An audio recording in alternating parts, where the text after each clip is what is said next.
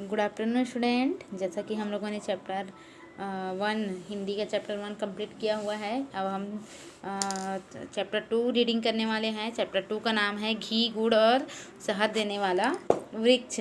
जैसा कि आप लोग को पता ही है कि वृक्ष हमारे जीवन में कितना महत्वपूर्ण है। प्रकृति ने वृक्ष के रूप में हमें एक अमूल्य उपहार दिया हुआ है, जिसकी हमें देखभाल करनी चाहिए। वृक्ष से ही हमें जीवन रूपी ऑक्सीजन मिलती है, जिससे हम जीवित रह पाते हैं। और वृक्ष से बहुत सारे हमें फ़ायदे हैं, जिससे हम अपने जीवन को एवं वातावरण को शुद्ध रखते हैं, साफ रखते हैं। तो चलिए आज वृक्ष के बारे में ही पढ़ेंगे हम। एक ऐसा वृक्ष है जो घी गुड़ और शहद हमें प्रदान करता है। तो चलिए रीडिंग कर रहे हैं। रीडिंग करने के साथ साथ मैं एक्सप्लेन करूँगी, सभी बच्चे ध्यान से सुनेंगे। एक्सप्लेन करने के बाद मैं कुछ क्वेश्चन भी करूँगी। आओ तुम्हारा परिचय घी गुड़ और शहद देने वाले एक विचित्र वृक्ष से करवाएं। आओ तुम्हारा परिचय, परिचय का अर्थ होता है पहचान। एक ऐसा वृक्ष, एक ऐसा विचित्र वृक्ष, ऐसा विचित्र इसलिए कहा गया है क्योंकि वह घी गुड़ और शहद तीनों चीज़ ही हमें देता है। विचित्र का अर्थ होता है अनोखा। उत्तराखंड के पहाड़ी इलाकों में एक ऐसा वृक्ष पाया जाता है जो घी गुड़ तथा शहद देता है। यह वृक्ष कहाँ पाया जाता है? उत्तराखंड के पहाड़ी इलाकों में पाया जाता है। इसके अलावा यह वृक्ष फल, औषधि, जानवरों के लिए चारा, ईंधन और कीड़ों व चूहों को मारने के लिए कीटनाशक भी उपलब्ध कराता है। इस पेड़ के बीजों से घी की तरह का इतना तैलीय पदार्थ निकलता है कि एक अंग्रेज ने इसका नाम घी वाला वृक्ष इंडियन बटर ट्री रख दिया। क्या रख दिया? Indian butter tree. और स्थानीय लोग इसे चिवरा कहते हैं। स्थानीय का अर्थ होता है वहीं के रहने वाले लोग, उत्तराखंड के आसपास ही रहने वाले लोग, उत्तराखंड के पहाड़ी इलाकों में रहने वाले लोग इसे चिवरा वृक्ष के नाम से जानते हैं। चलिए आगे बढ़ते हैं। यह अमूल्य वृक्ष कुमाऊं एवं पिथौरागढ़ जनपद तथा भारत नेपाल की सीमा पर काली नदी के किनारे 3000 फीट की ऊंचाई तक पाया जाता है। यह अमूल्य वृक्ष कुमाऊं एवं पिथौरागढ़ जनपद तथा भारत नेपाल की सीमा पर काली नदी के किनारे 3000 फीट की ऊंचाई तक पाया जाता है। अब वहाँ उसे ज़्यादा तादाद में उगाने का प्रयास किया जा रहा है। यह वृक्ष वहाँ की जलवायु में ही पनपता है।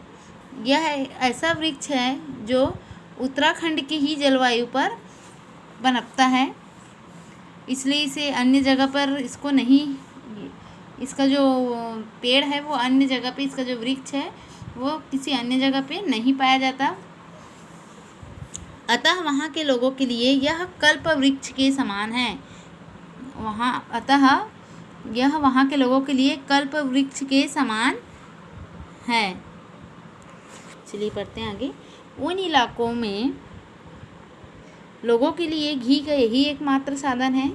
इसी वृक्ष के से निकलने वाला घी ही उनका जो है खाने में काम आता है। यही एकमात्र साधन है घी का। जिसके पास फल देने वाले 3-4 चिवरा वृक्ष होते हैं उसे साल भर बाजार से वनस्पति घी खरीदने की ज़रूरत नहीं पड़ती। जिसके पास 3-4 चिवरा वृक्ष होते हैं उसे साल भर बाजार में घी वनस्पति घी खरीदने की ज़रूरत नहीं पड़ती। उन वृक्षों से वह गुड़ और शुद्ध शहद भी प्राप्त करता है। चिवरा वृक्ष हमें घी के साथ साथ गुड़ और शुद्ध शहद भी देता है। आगे देखते हैं। यह वृक्ष छायादार और फैला हुआ होता है। इसके फलने फूलने का समय अक्टूबर से जनवरी तक होता है। जुलाई अगस्त में इसके फल पक जाते हैं। पके हुए फल पीले रंग लिए हुए खाने में काफ़ी स्वादिष्ट, मीठे तथा सुगंधित होते हैं। देखो, यह वृक्ष छायादार और फैला हुआ रहता है। यह वृक्ष छायादार होता है, मतलब बहुत बड़ा रहता है और फैला हुआ रहता है। इसके फलने फूलने का समय जो है वह अक्टूबर जनवरी है और जुलाई अगस्त में इसके फल पक जाते हैं। पके हुए फल पीले रंग लिए हुए खाने में काफ़ी स्वादिष्ट होता है, मीठे तथा सुगंधित भी होते हैं। वातावरण में फैली इस फल की मीठी महक से मालूम पड़ जाता है कि चिवड़ा पकने लगा है। जब चिवड़ा से खुशबू निकलने लगती है, सुगंध आने लगती है, तब उनको मालूम पड़ जाता है कि चिवड़ा पकने लगा है। गांव के लोग इन फलों को बड़े चाव से खाते हैं और एक भी बीज फेंकते नहीं हैं। इस वृक्ष पर फल काफ़ी होते हैं। पके फलों से बीजों को आसानी से इकट्ठा करने के लिए कभी कभी बंदरों एवं लंगूरों को वृक्ष से फल खाने देते हैं। बंदर फलों के बाहरी भाग को खाकर बीजों को फेंक देते हैं, जिन्हें जमीन से बीनकर इकट्ठा कर लिया जाता है। एक वृक्ष से करीब 1 से 1.5 क्विंटल तक बीज प्रतिवर्ष मिल जाते हैं। उसके जो बीज होते हैं उससे फिर से फसल जो चिवड़ा वृक्ष है उसको उगाया जाता है, और इसके लिए वो लंगूरों और बंदरों की सहायता लेते हैं जो फलों को खाकर बीज को फेंकते हैं। ये बीज स्थानीय लोगों के लिए काफ़ी उपयोगी होते हैं। ये जो बीज है स्थानीय लोगों के लिए काफ़ी उपयोगी होते हैं। इन बीजों के छिलके निकालकर अंदर के भाग को धूप में या हल्की आंच पर सुखाकर पीस लिया जाता है और पानी में उबाल लिया जाता है। कुछ देर उबालने के बाद इसे ठंडा होने के लिए रख देते हैं। ठंडा होने पर घी मक्खन की तरह का खाद्य पदार्थ पानी की सतह पर तैरने लगता है। मतलब चिवड़ा वृक्ष के फल के बीज से ही हमें घी और मक्खन जैसे तैलीय पदार्थ प्राप्त होता है। इसे कपड़े से छान कर अलग कर लिया जाता है। चिवड़ा घी देखने में वनस्पति घी तरह सफ़ेद दिखता है तथा साधारण ताप पर ठोस होता है। स्थानीय लोग इसी घी में पूड़ी, हलवा एवं अन्य पकवान बनाते हैं जो अत्यंत स्वादिष्ट और हानि रहित होते हैं। यह घी गाय भैंस के घी से काफ़ी मिलता जुलता है। जिस प्रकार गाय और भैंस का घी हम जो घर पे यूज़ करते हैं, घर पे उपयोग करते हैं, उसी के जैसे ही यह चिवड़ा से निकलने वाला चिवड़ा के फल के बीज से निकलने वाला घी भी वैसे ही रहता है, मिलता जुलता रहता है। आगे पढ़ते हैं।